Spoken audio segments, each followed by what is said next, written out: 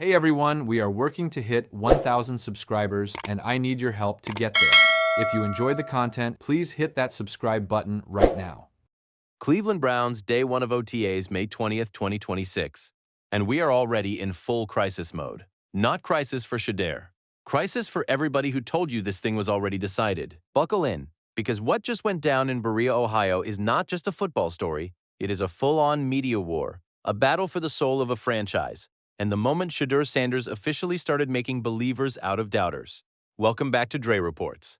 I'm your host, Dre Fiver, and if you have been rocking with this channel, you already know we don't do sugarcoating. We tell you what's really happening. We follow the facts, and we stay in Shedeur's corner, not because we're blind, but because we see what the media keeps trying to bury.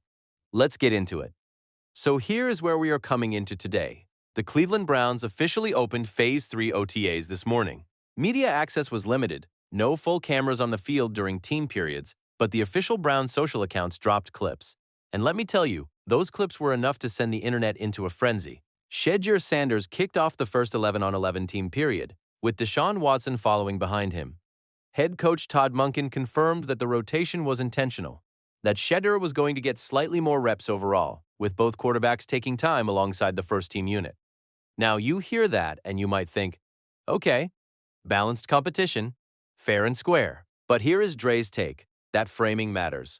Shedeur went first with the ones. That is not an accident. That is a statement. Debunking is an offensive-minded coach who has been around enough quarterbacks to know what he is looking at. And on day one, when you have a choice about who goes first, that choice means something. And the statement got even louder when the Browns posted the clip that everybody has been screenshotting all morning. Shedeur, in his number 12, dropping a crisp en route to a receiver, timing perfect, ball on the money, clean, confident, exactly the kind of throw that makes you stop scrolling and say, yeah, that is a quarterback. Now, was it padded practice? No. Was it 11-on-11 with a live pass rush bearing down on him? No. But here is what the naysayers always forget. The ceiling starts somewhere. Every Shedeur highlight matters because it is data. It is evidence. It is ammunition against the narrative that this competition is somehow already decided before it barely began. And the fans know it. Comments were lighting up under that official Browns post the moment it dropped. People are invested. People are watching. And a whole lot of them are making one thing very clear. If Deshaun Watson gets anointed as the starter without a real fight, this fan base is going to check out.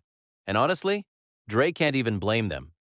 Now, before we get deeper into what happened on the field today, we need to address the story that was already burning before the first whistle even blew. Because this is where it gets really spicy.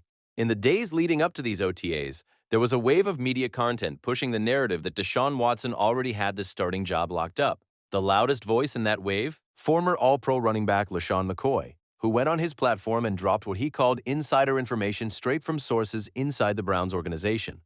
McCoy said his connections, players, people inside the building, were telling him Watson looks good over there. And because McCoy has historically been seen as a Shedeur supporter, because this man has publicly praised Shedeur on multiple occasions, hearing those words coming out of his mouth hit different for the Shedeur community.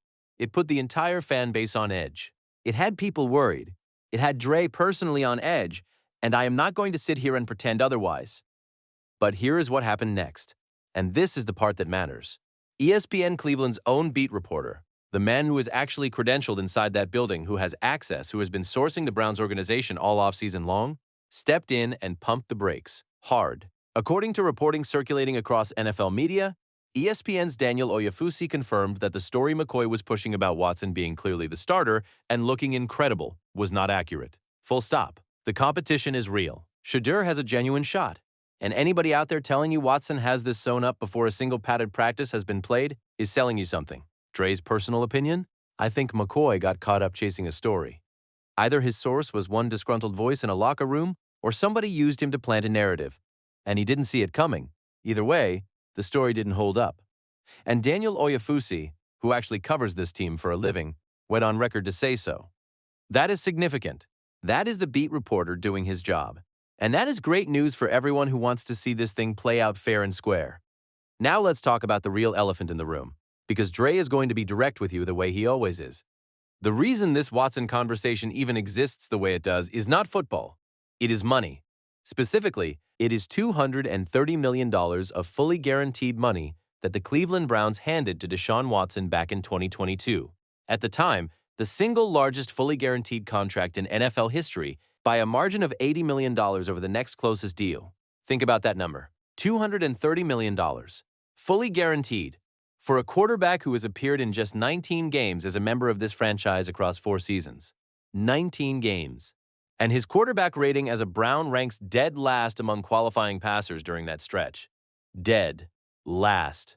And yet in 2026, we are sitting here having a legitimate nationally covered debate about whether this man should start over a younger, cheaper, hungrier, more recently active player who actually went out there and won games for this franchise.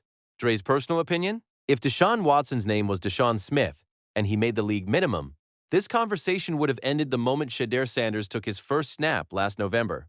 But in the NFL, money talks louder than performance. And everybody in that building in Berea knows it, even if nobody will say it out loud on camera. And the financial picture only gets darker the deeper you dig. If the Browns were to release Watson after this season, they would be staring down a dead cap charge of over $86 million, split across 2027 and 2028, but still one of the largest dead cap penalties in NFL history.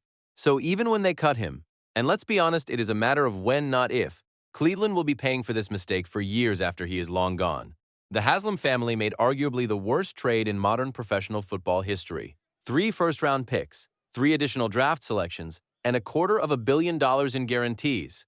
And what Cleveland got in return is a quarterback who missed games due to suspension, suffered a torn shoulder, then tore his Achilles, then retore it and needed a second surgery. That is the return on the investment. And now, sitting across from all that wreckage is a 22-year-old kid from Colorado who has been grinding since the day he walked into this building. And all he needs is a fair shot. Now let's give you the full picture of what the national media voices have been saying, because the landscape right now is genuinely divided, and Dre is going to give you the balanced breakdown before telling you what I actually think. You have got NFL Network insider Ian Rappaport, one of the most connected reporters in the entire league, who went on a major national radio show and said that if he had to guess, and he was clear these were guesses, not reports, his prediction was Deshaun Watson as the starter in 2026. Rappaport carries weight. That is not nothing. Then you have Browns co-owner Jimmy Haslam, who went out of his way at the NFL League meetings in Phoenix to publicly talk Watson up, saying Watson has a great chance with a fresh start under an offensive-minded coach. Now listen carefully to what Haslam is not saying. He is not declaring Watson the starter. He is not calling the competition over. He is saying Watson has a great chance. That language is deliberate and lawyered up. That is an owner protecting himself politically from fully committing to a guy who has not played meaningful football since October of 2024. Even the owner is hedging. Think about that. But then, and this is the voice that cut through all the noise for Dre, Cleveland Browns legend Bernie Kosar stepped into the conversation. Not a hot take artist chasing clicks. Not an agenda-driven pundit. Bernie Kosar, one of only 3 quarterbacks in the entire history of the Cleveland Browns franchise, to throw for more than 20,000 yards in a Cleveland uniform. When Bernie Kosar talks about Browns quarterbacks, you stop what you are doing, and you listen. And what did Bernie say? Kosar came out and defended Sanders' performance in the back half of last season, pointing out that Shedeur was playing behind a limited, talent-depleted offense, and that the circumstances around him would have made any quarterback look worse than they actually were. He went on to say he would not be surprised to see Shedeur get this opportunity early, whether that means day 1 of the season or shortly after. That is not a hot take. That is an honest, football-minded evaluation from a man who has lived this journey and understands what it takes to be a quarterback in Cleveland. And Bernie sees it in Shedeur. Dre sees it too. And speaking of what Shedeur actually did last season, because the media keeps glossing over this part and Dre is not going to let that happen, let's look at the facts one more time. Sanders was never supposed to play last year. He was drafted in the 5th round and lined up behind Flacco, Pickett, and Gabriel. He was 4th string. But then injuries and trades happened, and Shedeur got thrown into the fire. In 8 starts, he completed over 120 passes, threw for 1,400 yards, 7 touchdowns, and, yes, 10 interceptions. The interceptions are real, and Dre is not going to pretend otherwise. But what else is real? He won 3 of those 7 starts. For a team that had won 2 of its previous 10 games before he took over, 3 wins. That is not a stat line you put on a bust. That is a young man making something out of nothing in one of the hardest quarterback situations in modern NFL history. and the situation around him next year should be significantly better. The 2026 Cleveland Browns are working with what analysts are calling the easiest schedule in the entire league this season. The pieces are there, the roster has more talent, the coaching staff has changed, and the offensive system under Todd Monken, and this is the part that never gets enough attention, is a spread-oriented attack. Fast, horizontal, quick decisions. Precision over power. Sound familiar? Because that is exactly what Shedeur Sanders ran for 4 years at Colorado under his father. That is his native language. That is the system he was built for. If you are installing a spread offense and you have a quarterback whose entire college career was built in a spread offense, why in the world would you start the 30-year-old veteran coming off not one, but 2 Achilles surgeries on the same leg? The football logic does not hold up, and Dre is going to keep saying that until somebody proves me wrong. Now let's be fair to Watson for exactly one moment, because this is Dre Reports and we deal in honesty. The clip the official Browns account posted of Watson during OTAs looked clean, his arm looked healthy, his mechanics looked smooth. For a man who has not thrown in live action in nearly 2 years, that is genuinely encouraging on a personal level. His sources have been telling reporters that sitting out all of last season was actually the best thing that could have happened to him, that he was not rushed back, that he had time to reflect, to get in the best shape of his life, and that he is as motivated as he has ever been. Fine. Dre respects the work. But here is the truth. Encouraging for a man who has been hurt and starting quarterback of an NFL franchise in 2026 inches are 2 completely different bars. And the Cleveland Browns cannot afford to lower the bar one more time. They have started 42 different quarterbacks since returning to the NFL in 1999. 42. That is not a quarterback problem. That is a decision-making problem. And the decision in front of them right now could not be clearer to anyone who is watching this competition with honest eyes. Here is where it gets even more interesting from a behind-the-scenes standpoint, and this is the layer of this story that the national media is glossing over. Multiple credible reports have indicated that Browns ownership has been actively pushing the Watson return narrative to local media, selling the talking points, building the public case, doing the PR work to prepare the fan base for Watson as the starter. But here is the kicker. The same reports describe the coaching staff as genuinely intrigued by Sanders, the people who are actually going to call the plays, put in the film work, manage the game day decisions, and live and die on Sunday afternoons. Those people are excited about Shedeur. The financial people, the ownership level, the folks protecting a $230 million sunk cost, those are the people pushing Watson. That tension, right there, is the real storyline of Browns OTAs 2026. Not any single highlight, not a depth chart graphic. The battle between what the football minds in that building see on the field and what the money minds in that ownership suite are trying to protect. Dre has seen this story before in sports, and it almost never ends well when the money wins over the football. And the fans are not naive. You saw it in the comments. You are seeing it across social media as day one wraps up. People are not buying the Watson narrative. They are watching Shedeur's clip from today on repeat. They are sharing it. They are citing it as evidence. One fan put it perfectly. They have never seen a quarterback win practice the way some people say Watson does. And the only problem is, it is never equated to winning games. That is a brutal observation, but it is fair. At some point, you have to play the games, not just the press clippings. And Shedeur has already played the games. He has already been in the fire. He has already shown he can handle an NFL locker room, an NFL playbook, and NFL pressure. At 21 years old, on a bad team, in one of the most scrutinized quarterback situations in the country. Here is where Dre leaves you today, and I need you to really absorb this before you scroll away. The narrative machine is in full spin right now. The Watson camp has its PR going. Ownership has its talking points distributed. Certain media voices are regurgitating the company line. But Daniel Oyefusi, the beat reporter who matters most in this conversation because he is actually there, has gone on record to say the competition is real. Todd Monken's own words confirm it.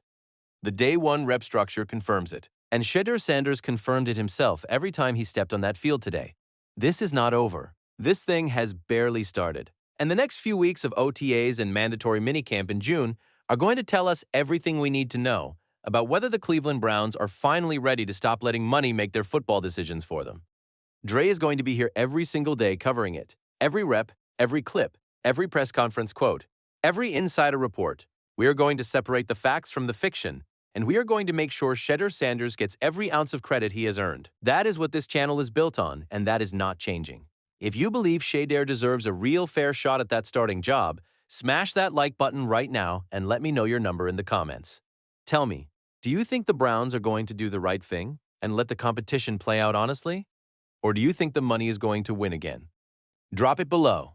I read every single one. And if you are new to Dre Reports, if this is your first time finding this channel, hit that subscribe button and turn on the post notification bell, because we are not going anywhere. We are covering this quarterback battle from day one of OTAs all the way through training camp and into week one of the season, every step of the way. Shedeur's journey is just getting started, and so is ours. Peace.